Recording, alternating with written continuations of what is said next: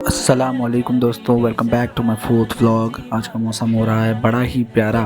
उसके बाद रास्ते में जाते मिलते हैं जैक बाबा। हमें जैक बाबा से मिलने के बाद हम सीधे आ जाते हैं दुकान पर करते हैं साफ़ सफाई, जलाते हैं अगरबत्ती और बैठ जाते हैं। और आपको एक चीज़ बताना चाहेंगे कि यूपी स्कॉलरशिप में बीए, बीएससी, बीकॉम का फॉर्म स्टार्ट हो गया है। जिसे भी करवाना हो मेरी दुकान पे आकर करवा सकता है।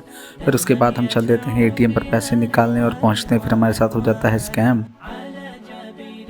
साले को बम से उड़ा दूंगा एक बार हाथ में आ जाए। फिर क्या हम भी बन जाते हैं राइडर। मन में आता है हम राइडर और उठा लेते हैं गाड़ी, चल देते हैं। फिर आ जाते हैं राजापुर एटीएम पे। यहाँ आते हैं, एटीएम में जाते हैं, फिर निकालते हैं कैश। उसके बाद ख्याल आता है पैसा ही पैसा होगा। लेकिन ये सब ख्याल ही है, अपना पैसा कुछ नहीं, सब बेबस रही। फिर देखते हैं ये जानवर कौन है ये लोग, कहाँ से आते हैं? उसके बाद आकर बैठ जाते हैं दुकान पर। चाचा को कर देते हैं वापस, क्योंकि हो रहा होता है जुमे का टाइम। फिर चल देते हैं नमाज़ पढ़ने।